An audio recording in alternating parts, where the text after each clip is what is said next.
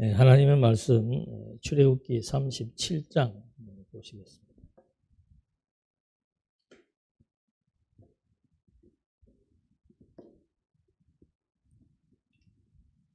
출애굽기 37장 1절부터 보시겠습니다. 브살렐이 조각목으로 궤를 만들었으니 길이가 2규빗 반, 너비가 1규빗 반, 높이가 1규빗 반이며 순금으로 안팎을 싸고 위쪽 가장자리로 돌아가며 금태를 만들었으며 금고리 넷을 부어 만들며 네 발에 달았으니 곧 이쪽에 두 고리요 저쪽에 두 고리며 조각목으로 궤를 만들어 금으로 싸고 그 채를 양쪽 고리에 궤를 깨어 매게 하였으며 순금으로 속죄소를 만들었으니 길이가 두 규빗 반, 너비가 1규빗 반이며 금으로 그룹 둘을 속죄소 양쪽에 쳐서 만들었으되 한 그룹은 이쪽 끝에 한 그룹은 저쪽 끝, 곧 속죄소와 한 덩어리로 그 양쪽에 만들었으니 그룹들이 그 날개를 높이 펴서 그 날개로 속죄소를 덮었으며 그의 얼굴은 서로 대하여 속죄소를 향하였더라. 이제 실제적으로 성막을 건축하는 그런 내용들로 37장, 38장에 소개되고 있습니다. 그래서 먼저는 성막의 내부에 대한 내용들로 소개되고 있습니다. 그래서 이 성전의 기명들 이런 것들이 일반 다른 종교의 성전이나 뭐 이런 데하고 어떻게 다른지, 무슨 특별한 의미가 주어져 있는지, 그리고 성전 그 내부에 있는 기명들은 뭐 거의 다가 조각목이라고 하는 그 나무의 위에다가 금으로 다 싸고 아니면 그냥 순금 자체로 가지고 촛대를 만들기도 하는 그런 그 금이라고 하는 것이 어떤 의미가 있는가, 그리고 성구 제작의 근본 원칙은 무엇인가, 이건 이제 내용이 여러 가지로 나와서 미리 답을 달아드렸는데, 금이라고 하는 것은 그 당시에도 귀금속으로서의 최고의 가치가 있는 거죠. 지금도 마찬가지고. 금이라고 하는 것은 변하지 않는 겁니다. 그러니까 하나님의 성막을 통해서 하나님이 제시해 준 하나님의 약속의 말씀은 불변하다라고 하는 것, 그런 것들을 성구 하나하나를 통해서도 다 기억나게 해주는 거고, 그리고 성구 제작의 근본 원칙은 하나님의 설계라고 하는 겁니다. 하나님이 하나부터 열까지 필요한 재료까지 또 그 일하는 사람까지 모든 것을 다 하나님의 계획에 의해서 하나님이 짓게 했다. 왜? 그것은 바로 하나님의 집이기 때문에, 하나님과 이스라엘 백성들 간의 소통의 장소, 그리고 그 집이 그렇게 아름답게 건축하고 하나님의 설계대로 건축하는 이유는 하나님의 집이고 하나님의 계획대로 지음으로 말미암아 이 성막을 통해서 하나님의 존재를 우리에게 확증시켜 주기 위한 그런 의도가 성전의 여러 가지 기명들 또는 그 성전 자체를 통해서도 우리에게 다른 종교와는 차별화되는 내용들이 포함되어 있다. 그래서 이런 것들이 다 결국은 거룩한 그런 이제 개념들을 가지고 하나님께서 제작하게 했다라고 하는 거.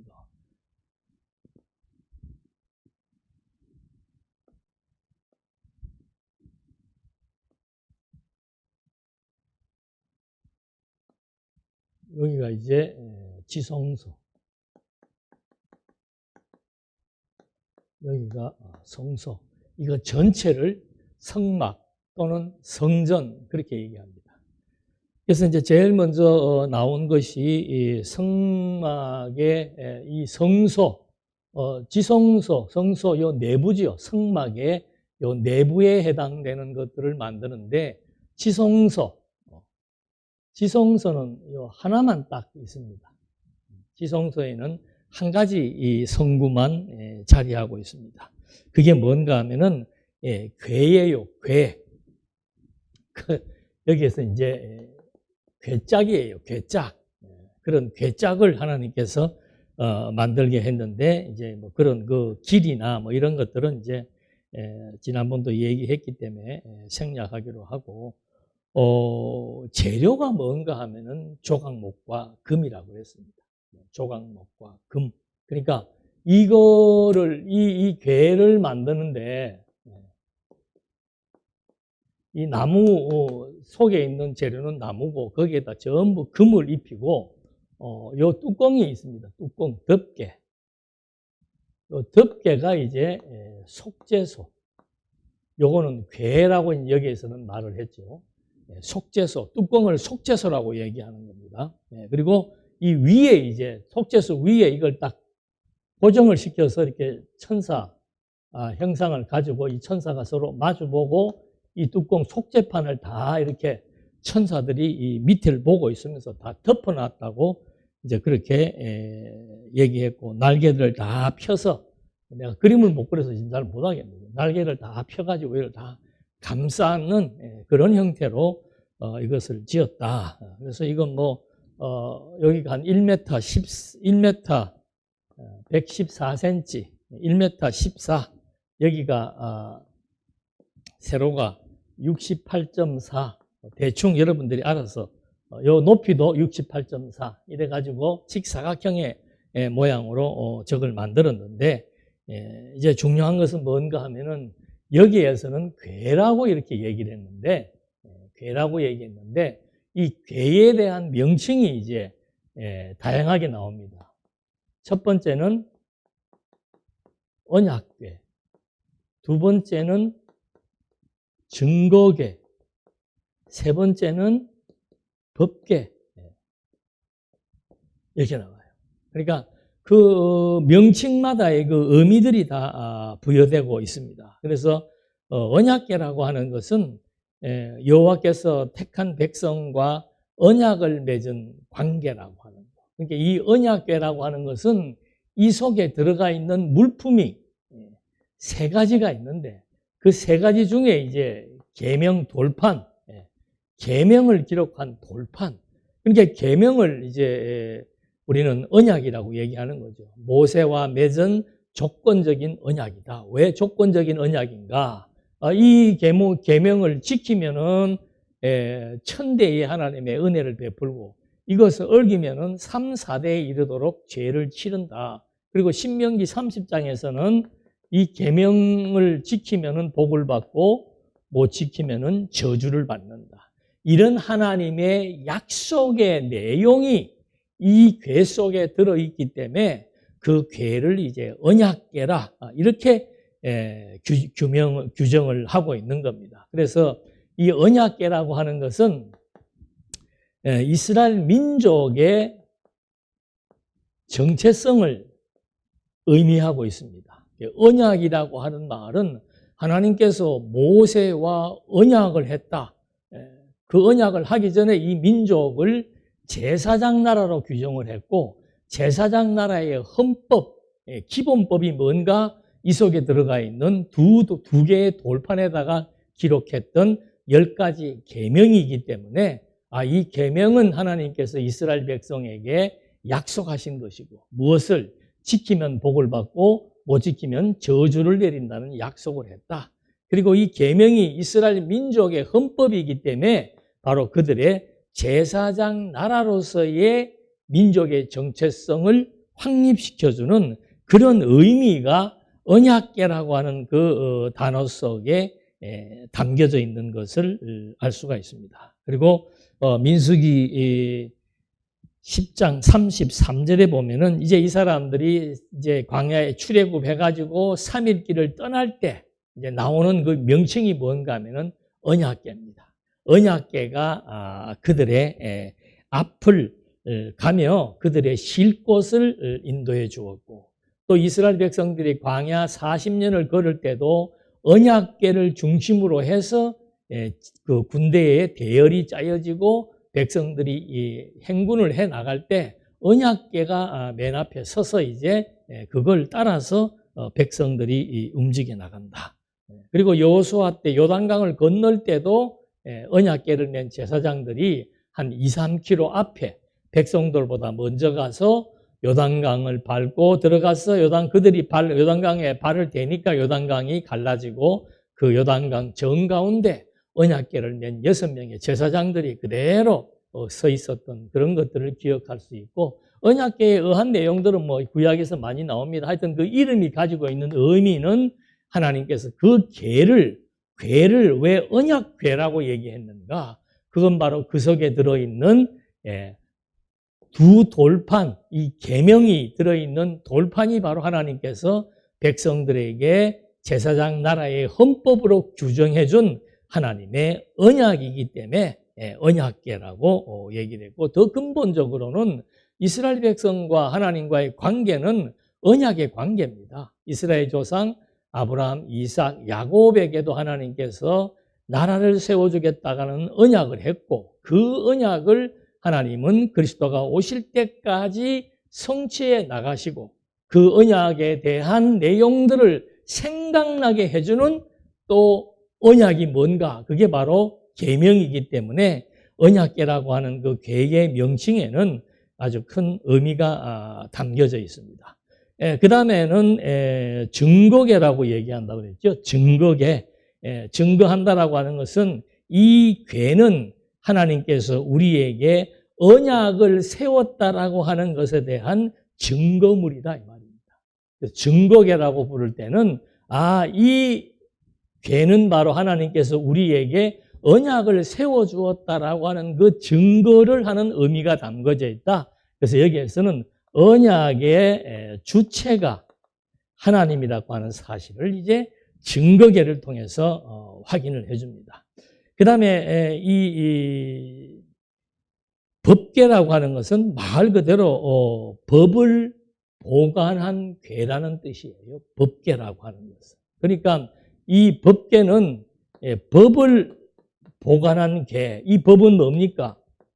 계명 또는 뭐 총체적으로 율법이라고도 말할 수 있죠. 그래서 이 법이 그냥 법이 아니고 누구의 법이에요? 하나님의 법입니다. 하나님께서 거룩한 산 시내산에서 모세에게 하나님이 직접 기록하게 해주신 그런 법, 그런 법이기 때문에 이걸 이제 통상적으로는 법을 보관하는 함이라고 얘기하지만 그 법이 바로 하나님의 법이다. 그래서 이 법궤라고 하는 것은 바로 이 하나님의 신적인 권위, 법궤 이 속에 들어있는 법은 하나님이 준 법이기 때문에 하나님의 권위를 의미한다라고도 우리가 볼 수가 있습니다. 그리고 이 법에 대한 정통성이 하나님으로부터 주어졌다는 사실, 이게 다른 나라의 법하고는 차별화가 되는 거죠. 다른 나라의 법은 뭐 법조인들이 모여서 그 나라마다의 법을 만들지만은 이 선민, 하나님의 백성들에게 주어진 법은 하나님이 직접 주신 법이라고 하는 것. 이것이 이제 언약궤, 증거궤, 법궤가 가지고 있는 그 의미 속에서 이 법은 하나님이 이스라엘 백성에게 주신 법이다. 그래서 이 세 가지의 의미 속에는 이 바로 궤에 대한 의미는 첫째는 하나님의 법이기 때문에 하나님께서 이스라엘 백성들에게 이렇게 하라라고 하는 언약을 담은 그런 의미의 궤다. 두 번째는 하나님께서 여기에 임재하신다 그랬습니다.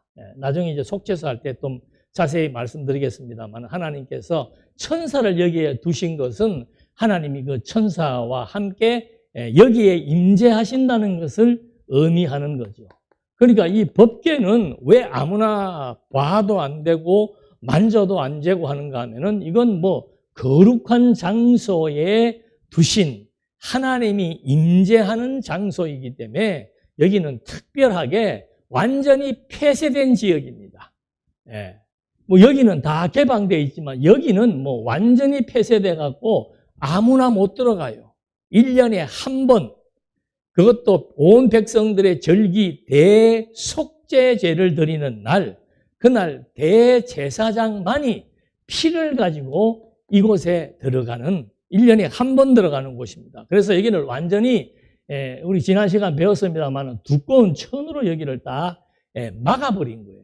그래서 여기는 아주 폐쇄된 장소로서 왜 폐쇄시켰는가? 거룩한 하나님이 임재하시는 곳이기 때문에 아무나 출입을 할 수 없고 반드시 하나님이 지정된 날짜, 지정된 사람에 의해서 여기를 들어가도록 그렇게 해놓은 겁니다. 그래서 하나님의 임재의 의미가 담겨져 있고 그 다음에는 이제 여기에서 백성들의 죄를 용서하는 백성들의 죄를 용서하는 그런 의미가 담겨져 있다. 그래서 제사적 의미에서 볼 때 이 속죄소라고 하는 이 뚜껑, 궤의 뚜껑은 굉장히 큰 의미를 가지고 있습니다. 백성들의 죄를 속한다는 거. 그리고 여기에서 하나님께서 이제 자기 백성들을 대표한 대제사장을 만나게 되는 거죠. 대표자를 만난다는 것은 백성을 만난다는 것과 같은 의미예요. 그리고 여기에서 하나님께서 명령하고 교훈하고 그리고 이걸 언약궤를 궤를 통해서 이스라엘 백성들을 인도하시는 이런 이제 많은 의미들이 이 궤 속에 담겨져 있기 때문에 제일 먼저 만드는 것도 가장 중요한 그런 궤를 만드는 내용들이 여기에 소개된 것을 알 수가 있습니다. 그리고 참고적으로 여기 아까도 말씀드린 대로 두 돌판, 계명 하나님이 직접 쓰신 하나님의 법을 여기에다가 보관했다. 하나님의 법의 핵심은 뭔가? 하나님만이 신, 유일신, 그리고 절대 우상을 섬기면 안 된다. 이게 이스라엘의 근본 정신이고 이스라엘 역사를 지배해 나가는 사상이에요. 하나님 유일신을 섬기느냐, 우상을 섬기느냐. 이 두 개가 이스라엘 민족을 지배해 나가는 사상이 되는 거죠. 근본 정신이 되는 거고. 그리고 여기에 이제 만나, 항아리에다가 금을 입힌 겁니다. 만나로, 만나를 담는 금 항아리. 이 금 항아리 속에 들어있는 만나는 양식이죠. 이건 이스라엘 백성들의 생존을 하나님께서 지켜왔다는 것을 기억나게 해주는 것이고, 세 번째가 이제 아론의 쌍난 지팡이, 12지파들을 다 모아가지고 그 대표자들에게 지팡이 다 앞에다 넣으라고 했을 때 아론의 지팡이만 싹이 났죠. 그래서 거기에 민수기 17장 8절에 보면은 이튿날 모세가 증거의 장막에 들어가 본즉 레위 집을 위하여 낸 아론의 지팡이에 움이 돋고 순이 나고 꽃이 피어서 살구 열매가 맺혔더라. 그러니까 이 아론의 쌍난 지팡이는 이제 레위 지파를 위해서 준 거예요. 레위 지파. 그러니까 레위는 제사장의 지파이기 때문에 그 지팡이를 통해서 레위 지파에 대한 거룩성을 여기에서 보여주고, 또 한 가지는 뭔가 하면은 민수기 17장 10절에 보면은 반역한 자에 대한 표징이 되게 해서 그들로 내게 대한 원망을 그치고 죽지 않게 하려 합니다. 그러니까는 모세를 반역하고 아론을 반역했다. 이거는 하나님을 반역하는 겁니다. 왜? 그들이 중보자이기 때문에. 지금도 마찬가지죠. 이 중보자로 오신 그리스도를 반역하고 불신한다? 그건 구제할 방법이 없다 말입니다. 구약 시대에도 중보자인 모세와 아론을 반역했을 때 하나님께서 아론의 쌍난 지팡이에서 싹이 나게 해서 백성들로 하여금 아론의 권위를 하나님이 세워주심으로 말미암아 그 불신과 분쟁을 하나님이 정리해 나가시고, 그것이 하나의 표징이 되어서 모세나 아론에 대한 원망, 하나님에 대한 원망을 그치게 하는, 이것이 이스라엘 백성들에게 대대손손 필요한 교육적 하나의 수단이 되는 거죠. 그래서 이 언약궤라고 하는 것은 하나님의 언약을 통해서 하나님이 임재하고 백성들의 죄를 속해주고, 그리고 그들에게 하나님이 어떻게 이 민족과 함께 하는지, 이 민족을 인도하는지, 그거를 이제 두 돌판과 금만나 항아리와 아론의 쌍난 지팡이를 통해서 확인시켜주고 있다.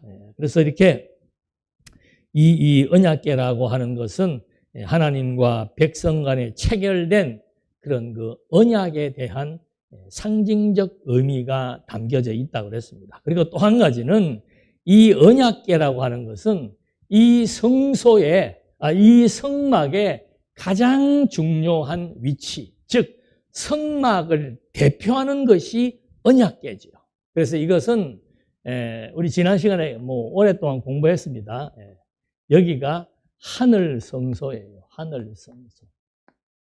여기가 땅에 있는 성소 또는 성막, 성전이라고 해도 상관없습니다. 그러니까 하늘 성소와 땅의 성막을 연결시켜주는 그런 그 접촉점이 뭔가 하면은 바로 이 법궤, 하나님께서 제일 먼저 지으라고 했던 이 성막에서 가장 중요한 궤, 이것이 바로 하늘 성소와 땅의 성소를 연결 지어주는, 왜? 하나님이 여기에 임재한다 그랬단 말입니다.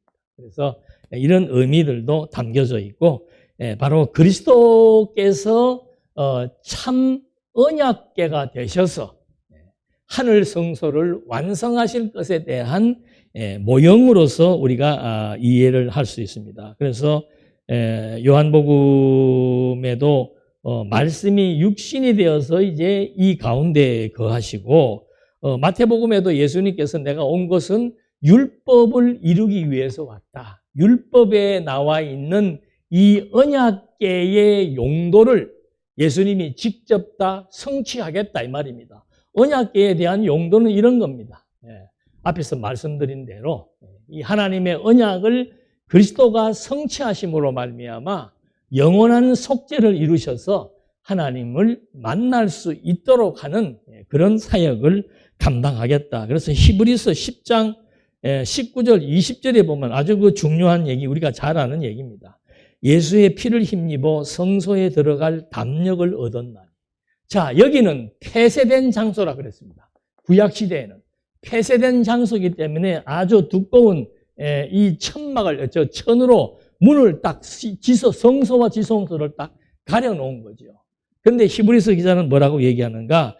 여기는 반드시 피를 가지고 들어가는데 여기에 그리스도의 피를 가지고 그리스도가 직접 들어가서 이제 휘장 가운데로 온전한 제사를 드렸으므로 말미암아 휘장 가운데로 열어놓으신 새로운 살길, 휘장은 곧 그의 육체니라. 그러니까 이거를 찢잖아요. 이 휘장이 마지막에 예수님이 돌아가실 때 찢어지는 것이 당신의 몸이 찢기고 죽음에 대한 예표라 이 말입니다. 그걸 히브리서 기자는 예수님의 죽음으로 말미암아 이 휘장을 찢어버렸다. 그래서 이제 과거에는 여기는 1년에 한 번 대제사장만 출입할 수 있는 곳으로서 폐쇄된 장소였는데 이제는 그리스도께서 이 휘장을 당신의 피로 말미암아 찢어버렸기 때문에 누구나 하나님을 만날 수 있는 새롭고 살 길이 열린 것, 이걸 이제 히브리서 기자가 증거하고 있는 거죠. 그러니까 구약에 나와 있는 이런 모든 성막과 성전에 대한 제도들은 전부 오실 그리스도께서 성취하실 그런 의미를 담고 있다. 여기 조각목에다가 금을 덮은 것도 마찬가지예요. 조각목이라고 하는 것은 어떤 가구로 만들 수 있는 그런 좋은 나무가 아닙니다. 삐뚤삐뚤하고 굉장히 단단하다고 그러죠. 바로 이게 인간의 모습이라 그러잖아요. 조각목과 같은 인간이다. 인간 자체는 완전 죄로 말미암아 굳어져 있는 아무 쓸모없는 그런 조각목과 같은 인간에게 황금을 입혀가지고 이 언약궤 지성소에서 가장 중요한 위치에 자리할 수 있도록 하나님이 만드신 거.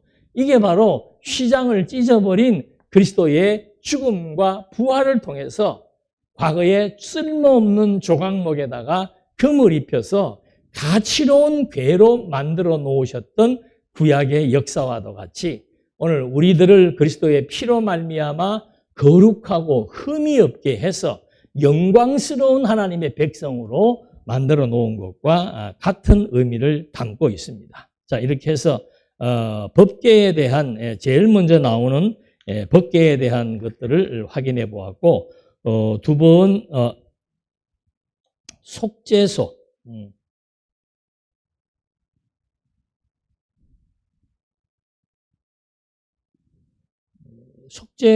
속죄소는 말 그대로 백성들의 죄를 덮는 곳, 용서해 주는 곳. 그래서 그 속죄를 통해서 하나님과의 화해, 또 하나님의 은총을 깨닫게 한다. 그래서 이 덮개 이름이 두 가지입니다. 속죄소라고 하기도 하고 시은소라고 합니다. 시자는 베풀 시자예요. 그러니까 은혜를 베푸는 장소다. 백성들의 죄를 용서해서 은혜를 베푸는 장소다. 이제 그런 의미가 바로 이 속죄소에 담겨져 있다. 그 다음에 이제 나오는 것이 떡상입니다. 떡상. 자, 여기에 이제는 제일 중요한 공간인 지성소를 이제 했고, 그 다음 곳이 어딘가 하면 여기에 들어가면은 제일 먼저 등불을 켜고, 그 다음에 여기에 떡상이 있고 여기에 향을 피웁니다. 그리고 여기가 동쪽이고 여기가 서쪽이고 남쪽이고 북쪽이 되는 거죠. 동서남북. 그래서 출입구가 동쪽이, 해 뜨는 동쪽이 되어 있습니다. 그러니까 제일 먼저 하는 것이 이제 불을 피우는데, 일단 여기에서는 떡상이 먼저 나옵니다. 떡상도 마찬가지입니다. 조각목에다가 금을 입혀서 만들고, 거기에 필요한 부속 기구들, 채나 대접이나 숟가락, 떡, 붓는 잔, 이런 것들을 만드는데, 이거는 바로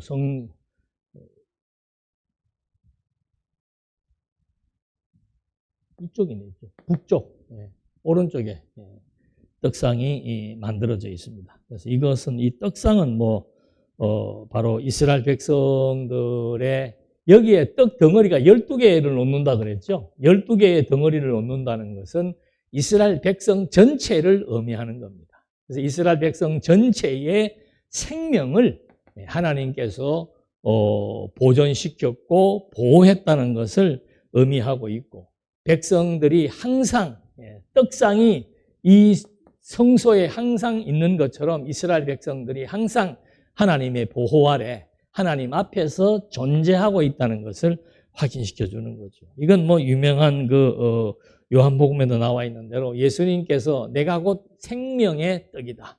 이스라엘 백성들이 광야에서 만나나 또는 이런 떡을 통해서 목숨을 했었다면은, 이 목숨은 바로 그리스도를 통해서 영적 거듭남의 생명에 대한 예표로서의 모양이다. 그래서 요한복음에도 내가 바로 생명의 떡이다라고 얘기합니다. 그 다음에 나와 있는 게 등대입니다. 등대. 등대에는 말 그대로 이제 불을 피우는 것인데, 여기에 들어간 금이 35kg가 소요됐다 그러죠. 그래서 그 옆으로 폭은 한 1m 되고 등대의 높이가 한 1m 50 정도 되고, 촛대예요, 촛대. 이렇게 된 촛대인데, 요 가운데하고 연결시켜서 이제 하나 둘 셋 해서 이렇게 요 촛대를 이렇게 7개로 완전한 촛대로 하나님께서 만들어 놓았다.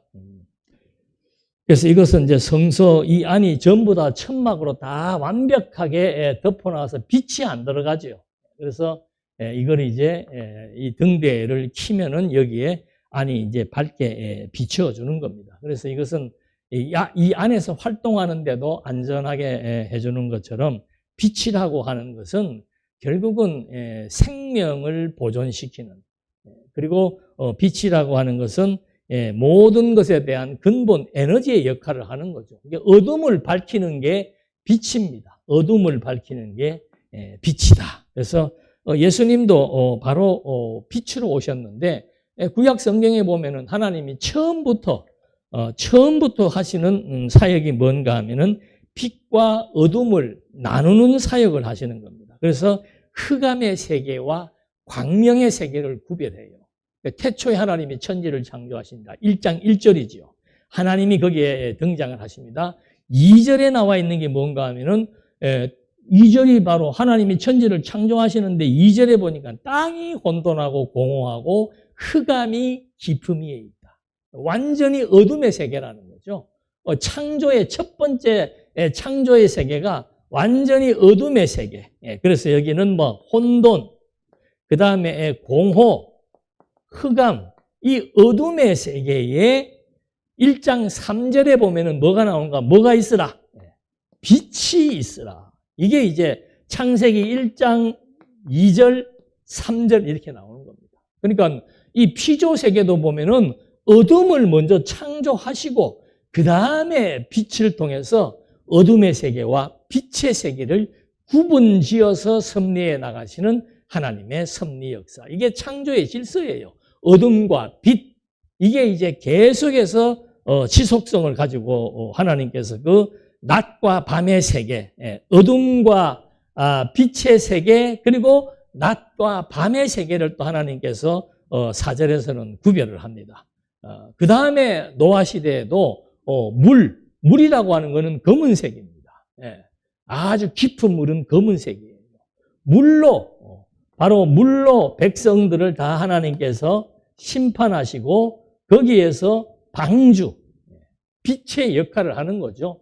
방주로 말미암아 이스라엘 백성들을 구원하신다. 그래서 노아가 물에 모든 것이 다 잠겨버렸는데 방주를 통해서 그 물 어둠의 세계로부터 벗어나게 하시는 하나님의 섭리 역사. 그래서 결국은 어둠을 지배했던 그 폭풍과 비가 그치고 그 다음에는 빛이 비치는 땅의 세계로 나오게 되는 노아 시대의 심판의 역사를 통해서도 알 수 있죠.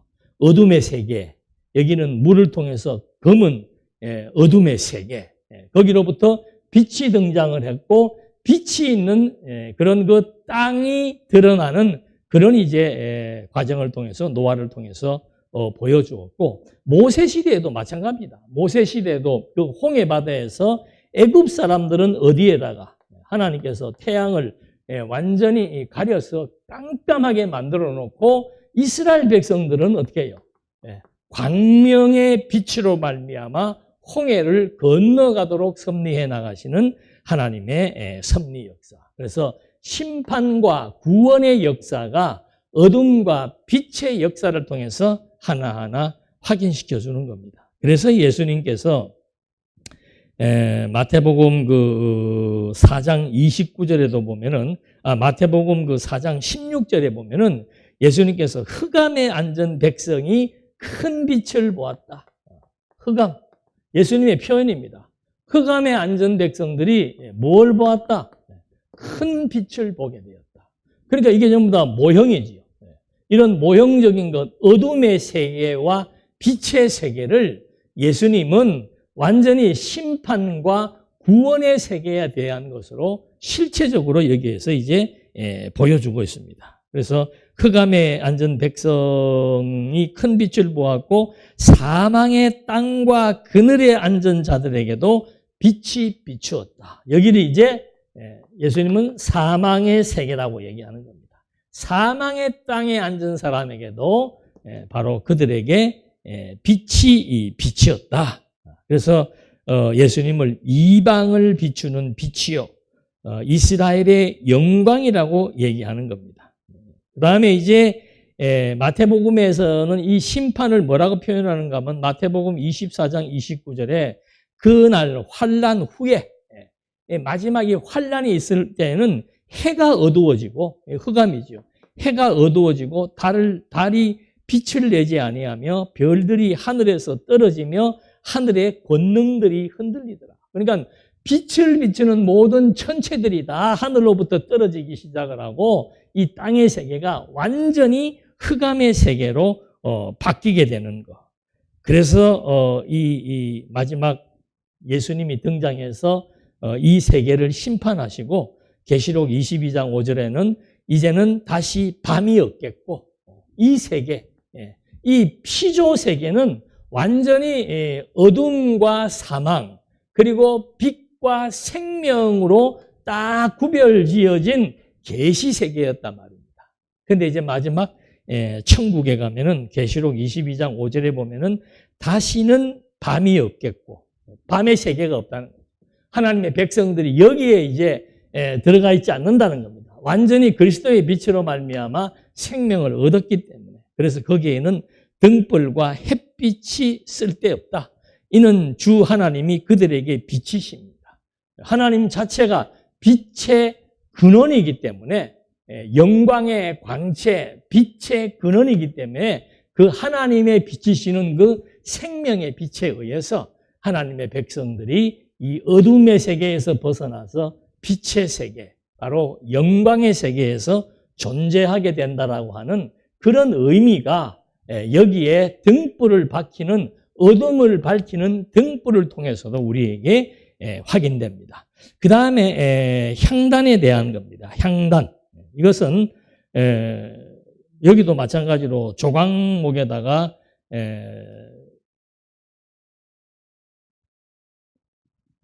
금으로 입혀서 이거 이제 그 향을 피우는 그런 그 향단을 만드는데, 향을 피운다는 것은 이제 일반적으로 거룩, 그 향이 하나님 앞에 이렇게 올라간다 그래서 기도에 대한 의미를 말하고 있습니다. 그래서 하나님 앞에 드리는 거룩한 기도가 이 향불이 끊이지 않고 하나님 앞에 올라간다라고 하는 그런 의미를 담고 있죠. 그래서 예수님도 너희는 이렇게 기도하라 라고 하는 주기도문을 우리에게 가르쳐 주신 것, 그런 것이 다 끊임없는 기도와 연결되어지는 내용으로 확인해 볼 수 있습니다.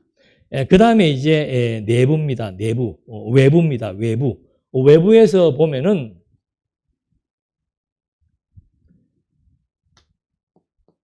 제일 먼저 여기에 이제 노수로 만든 번제단이 있습니다. 그러니까 이것도 그 성경학자들은 그렇게 얘기를 해요.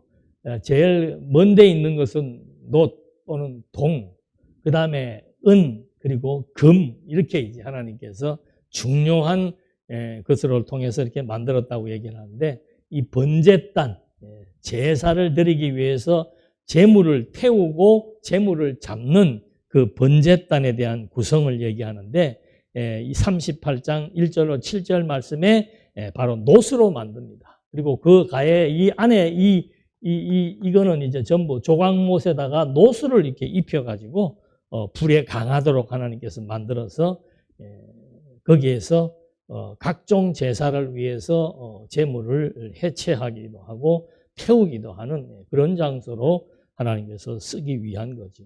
제물을 여기에 갖고 들어가는 그런 제물로 쓰기 위해서 여기 번제단이라고 하는 곳에서 1차적으로 제물을 하나님께서 이제 다 준비하도록, 제사를 위한 준비를 하도록 하는 것이다. 그래서 여기는 이제 우리가 보통 제물에 대한 희생을 의미한다. 그래서 소 주인이나 양 주인이 제물을 드리기 위해서 갖고 와서는 그 머리에 안수해서 자기의 죄를, 주인의 죄를 그 제물에게 다 뒤집어 씌운다고 하죠. 그게 희생을 의미하는 겁니다.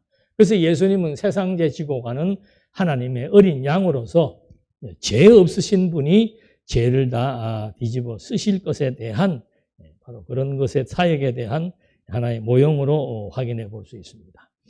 그 다음에 물두멍. 여기 이제 물두멍이 있습니다. 이 물두멍은 이제 그 당시에 그 여성들이 가지고 있는 그 거울을 그 동으로 만들었다고 해요. 그거를 다 이제 그 예물로 바쳤을 때 그걸 가지고 물두멍을 만들어서 제일 먼저는 그 물두멍을 이렇게 반짝반짝하게 동을 닦으면 거기에 비치잖아요. 그래서 여기에서 여기에 있던 그 뭐 성막 안에 있는 사람들도 물두멍을 통해서 자기의 청결함을 점검하게 되고, 제사장도 이 물두멍 앞에서 자기가 혹시 불결하지 않은지 복장도 보기도 하고, 그 다음에 물두멍에서 손을 씻으면서 이렇게 정결 의식을 행하는 그것이 바로 물두멍이라고 해서 거기에다가 만들어 놓은 겁니다. 그러니까 제사장이 직무를 수행하기 위해서 정결케 하는 곳으로 물두멍이 필요했던 것이죠. 그래서 이 과거에는 이렇게 물로 씻어서 정결하게 했다면은 바로 그리스도는 그의 피로 말미암아 우리를 완전히 정결하게 한 것이죠. 그래서 이런 이제 과정과 절차들에 대한 의미들이 이렇게 담겨져 있습니다.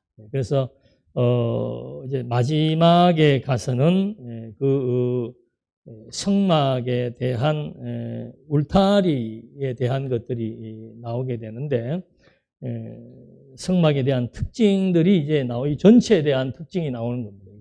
성막 전체에 대한 거. 이게 한 테니스장 한 2배 정도 되겠더라고요. 그래서 가로가 이게 한 46m, 이게 23m. 그다음에 여기 입구 요게 이제 10m. 이 정도로 되는 이제 크기가 전체 성막입니다. 그래서 이 성막이 광야에서는 성막이 이동을 했지요. 그래서 광야에서는 이 성막을 중심으로 해서 백성들이 이 대열을 정비하기도 하고 이 성막의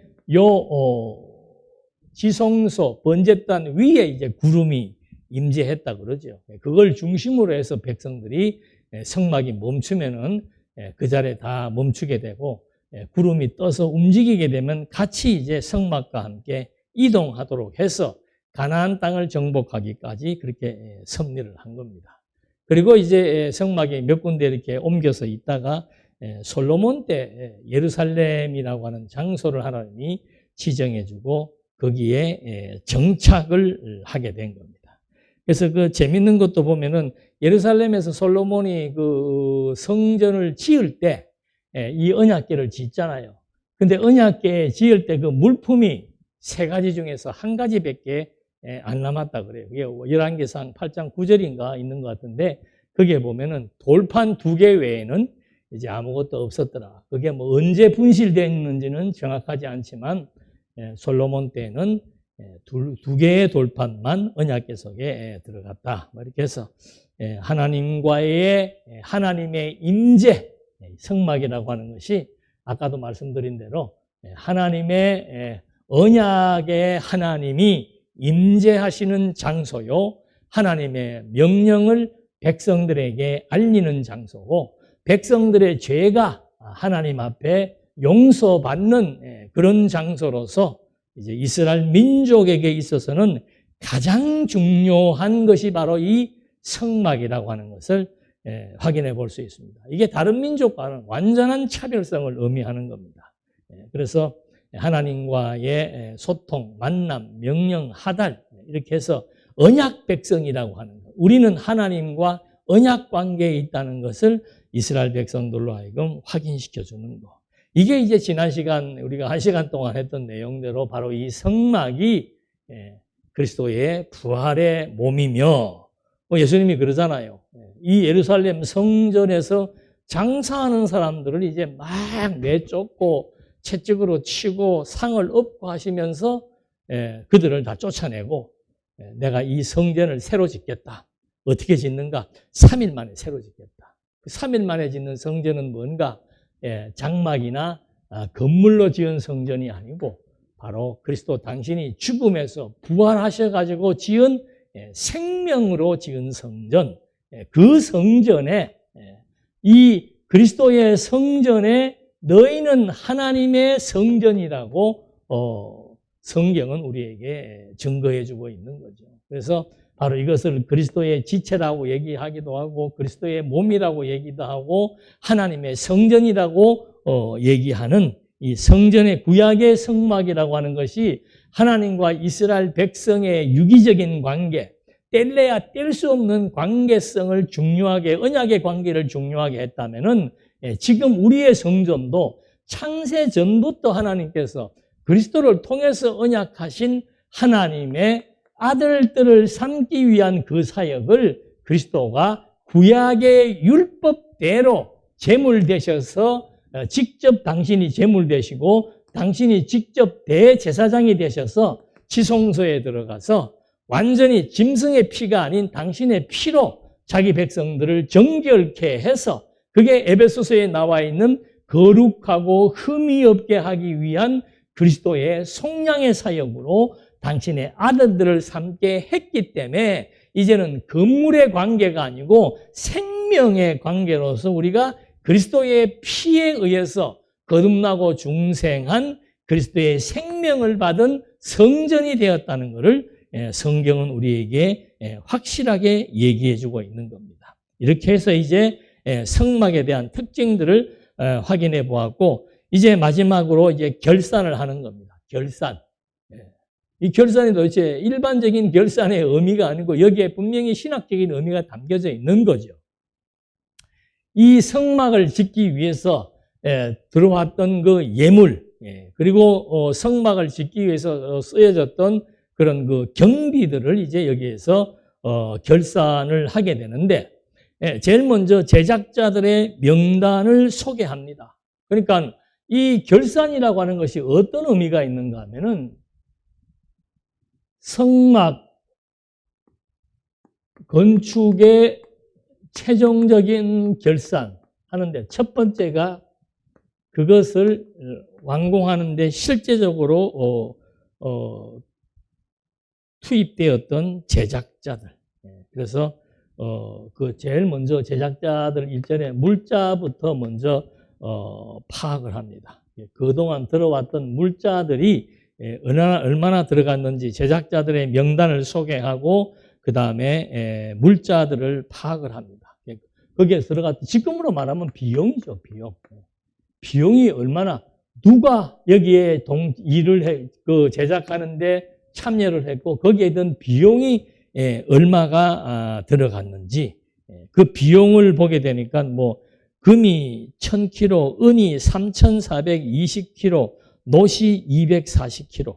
이거 뭐 어마어마한 귀금속이 거기에 들어간 거죠. 그러니까 이렇게 많은 금, 은, 노를 이스라엘 백성들이 가지고 올 수 있었던 것은 바로 애굽의 하나님이 보여주었던 그 엄청난 재앙에 의해서 신들의 전쟁에서 하나님이 완전히 승리했기 때문에 신들의 전쟁에서 패배한 애굽 사람들이 이렇게 환산할 수 없는 엄청난 금괴와 은과 놋들을 다 이스라엘 백성들에게 주었는데, 어디에서 그런 금이 났는가?